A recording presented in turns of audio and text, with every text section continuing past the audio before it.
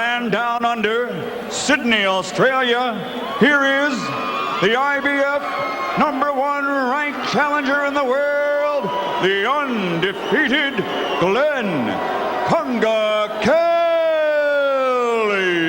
You hear the light heavyweight champion of the world, Roy Jones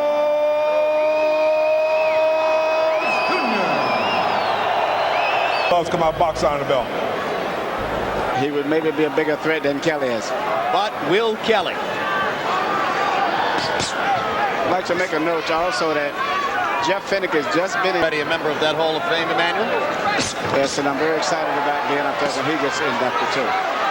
Kelly backing off as Roy Jones begins the assault with straight right hand. Lead with hooks, lead with straight right hands. Sometimes he'll just jump in and immediately go to infighting because he can do that too. Brilliant skills in every area, Manny. Yeah, a style of laid back, it could be a boring fight. You see the size and strength of Kelly. This for Jones is like hitting a brick wall compared.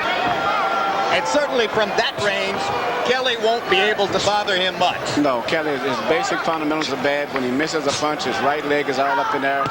Once Just. Yes, he would, but it's not his nature. He's just the opposite of Jeff Fennick. Mentally, physically, and talent-wise. Time we asked Kelly about his approach to fighting Jones and what she was going to do, Fennick would answer. And eventually you said, I can see that Jeff is fired up. 3 years old and still with dazzling speed, Roy Jones.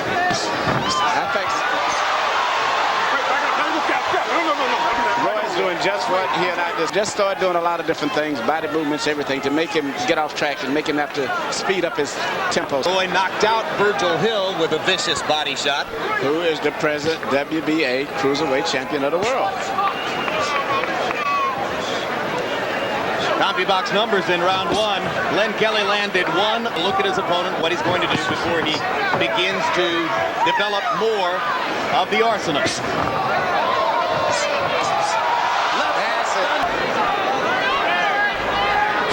In his title defense in Los Angeles last summer against Julio Gonzalez, who was also big for a light heavyweight, Jones knocked mode right now. He's really trying to catch Kelly coming in with a counter left hook, we call a check hook, and he's really waiting on him to come in where he can take that half a scoot back and shoot the hook at the same time before he'll stop it.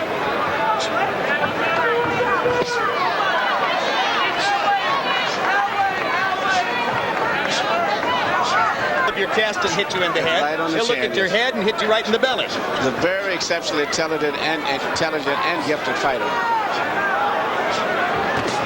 now Jones with a little silver. White knows he's got him going now. All he has to do is just open up, and this fight is over with. Kelly has no real defense. I can see it, so it's not going to be that effective anyway.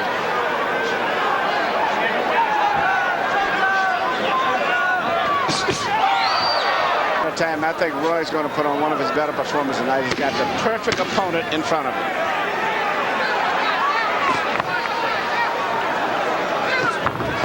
It's generally been the case. I'm very impressed with Jones tonight. He's fighting a very good fight, I think. He's mixing up his attack, doing a variety of things.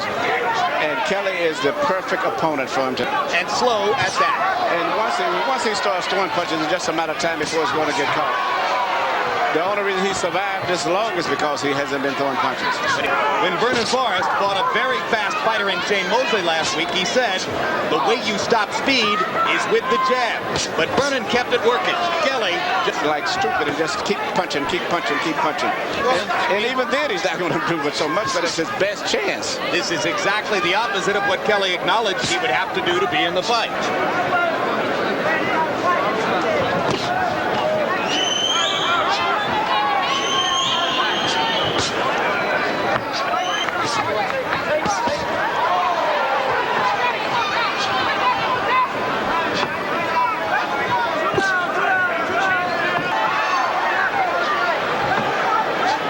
Jones came close to showing us. Uppercut. He never knew. You wouldn't teach it either, would you? No, but he was studying the hand position, and he realized that every time he goes to this guy, he's putting his hands on the side. So Roy, being as smart as he is, he chose. Kelly has made to actually get at Jones, and he lands a right hand to the body. And Jones with a right cross flush. to punctuate. Round 4 begins. Roy Jones tremendously dominant in the first 3 rounds. Harold, what's the score? Okay, Jim, 3 rounds to nothing. All the tricks, the leaping shots, the step to the right, the bobbing and weaving, the feints. It's incredible. Roy Jones Jr. putting on a show. You heard Jeff Finnick's campaign. You know, Roy is noticing the position of his hands, so instead of shooting a lot of straight right hands, Roy shooting a looping right hand, and later on you may see him change up and then start throwing. Now this is what you ought to do against Jones. He pushes him against the ropes and bangs to the body. He's got to be very physical. See, what made Ibeabuchi Box him, he just went right at it. Can't punch him. You have to be an animal, in other words, to something. That's right. Well, Kelly gave us about 20 seconds of it. Sometimes he may appear to be staggered or go down. It's just because of such bad balance and coordination that he has. Roy throwing a jab. Balance and coordination on the part of Kelly that makes him appear to be hurt sometimes.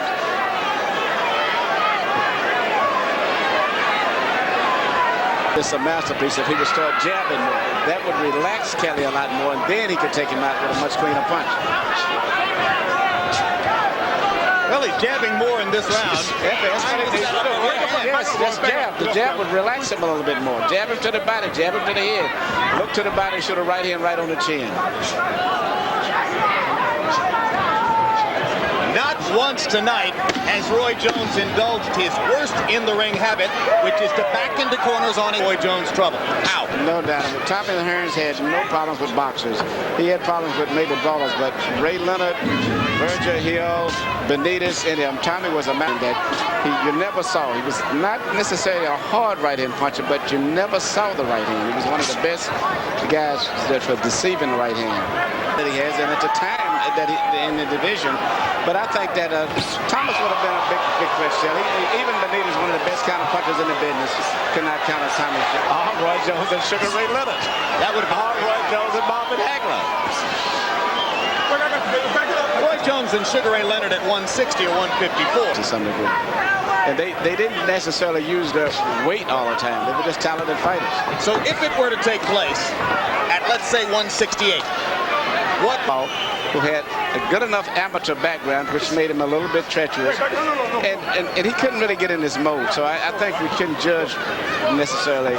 You know, Hopkins throws punches, but he likes to throw his punches and then move into bumpy with his shoulders. And Roy being smart, taking counter moves, moving back and forth, may be a problem. Solid fighter, and if the fight gets to be into a tough neighborhood where Hopkins has been quite a few times, he may prevail because Jones has never been in a tough fight still. Doing Kelly from range with various shots from all different angles. So he may just jump in and coordinate it.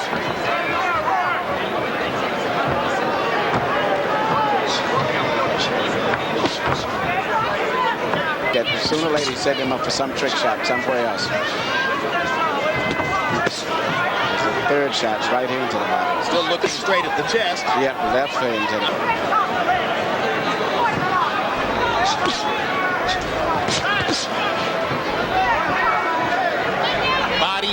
Body from Jones. The ideal punch for Roy to land would be a left hook to the outside. Purposely let him block that, which he will, and then shoot a straight right hand through the middle, which he hasn't thrown all night. But Kelly couldn't pin him there.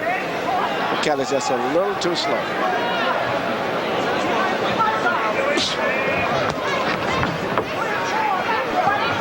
In case you've just joined us, this is the second half of our unique Undisputed Champions doubleheader on HBO tonight. Earlier in Reading, Pennsylvania, against Glenn Kelly of Australia. And down goes Kelly on a body shot. Wicked body shot. 4, 5, 6, 7. Kelly's corner screamed the body. Jones comes back with 2 left hooks to the head. Kelly's guard is way low because Jones has hurt him badly to the body. Kelly with about 3 or 4 real good left hooks to the body, and then when he finally threw that one that knocked him down, I mean, he had softened him up already because he had hit him so many times to the body. Roy Jones Jr. Jr.'s 24th appearance on HBO. That's more than any other fighter in the history of the network. Snapping a tie at 23, which was That's very impressive. far more than any other fighter. He very seldom gets hit. That punch was low. That was low, but it wasn't dangerously low. You know, I always... How seldom he gets hit. He's the only fighter in CompuBox punch stat history to have gone an entire round without being hit by his opponent. Benny Pazienza did not. Will not carry you there because of the style of the opponent or whatever. Shane Mosley learned that last Saturday night. Again, once again, third knockdown. Of round number 7, the winner by knockout victory.